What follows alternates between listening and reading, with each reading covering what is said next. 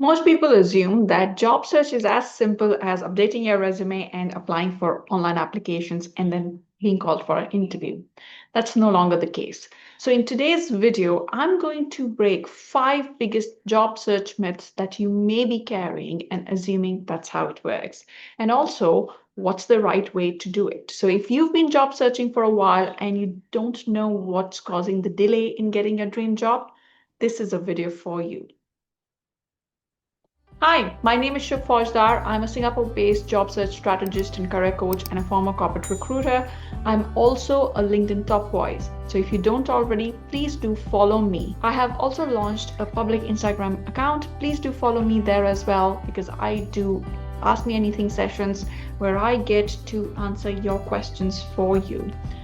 On YouTube, I release 2 videos every week. On Tuesdays, a short nano tip, less than 2 minutes, and on Thursdays, we do a deep dive. So if you don't already, please do subscribe to this channel. So the number one myth I want to tell you is because I'm job searching, I should get a job.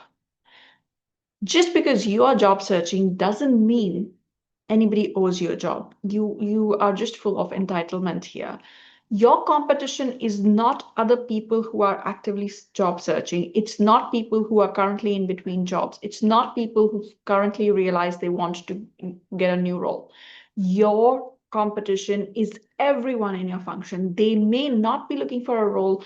The company may want them. They may be headhunted. They may have already improved their strategic visibility to the extent that opportunities fall into their lap.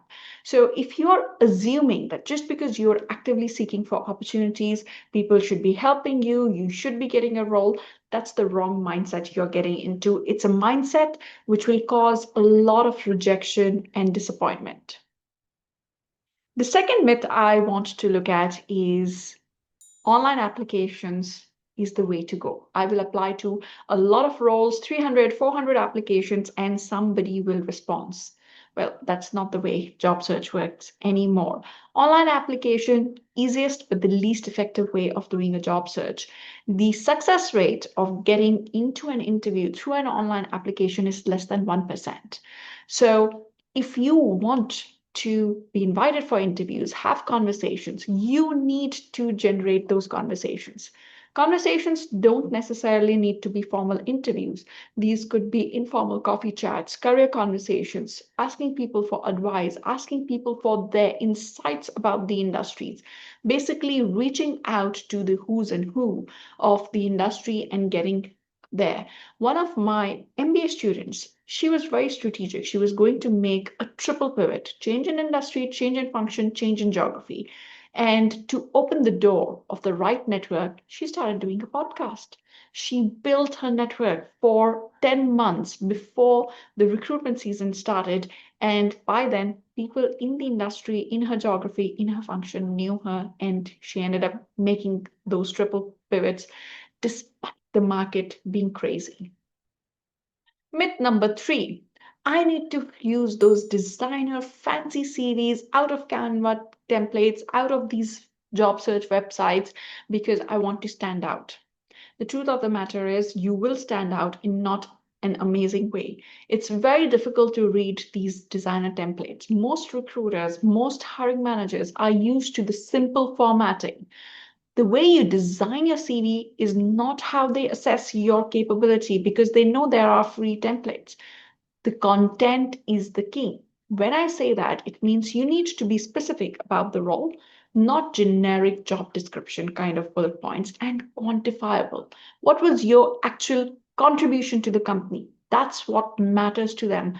All these fancy things don't help you in getting an interview. Usually they hurt your chances. Now, this is slightly different if you are in creative field. In those cases, you may want to show your designing skills, your portfolio skills by introducing some design, but don't over design the CV. Myth number 4, my closest friends are the ones who will be referring me to the job. Not going to happen. Chances are your closest friends have very similar networks as you, and they already see you in a particular light, which is not professional most of the time. So they may not be the best people to refer you to the role. Also, third thing, if they're very close to you, they may not be very objective in your job search. So they might not even be able to think of opportunities for you. Usually your weak ties are the one which end up getting you the opportunity. There was a study done in 1971 by Mike Gratinover. I hope that's the name, pronunciation. He realized that most of the opportunities came through weak ties, your second, third degree connections, because their networks were much larger than your overlapping network. So don't hesitate to reach out to people who are acquaintances. For instance, you don't have to reach out to your colleagues in the same department. Look at colleagues in other departments, look at suppliers, vendors, any clients you may have. These are people who knew you, but not in so much closeness. So please do expand your job search by using these methods. And the last myth I'm going to tell you, which I still find so mind-boggling, is if you've been retrenched, people are going to see it in a negative light. Firstly, in today's day and age, retrenchment has nothing to do with your performance. So you need to get that in your mind.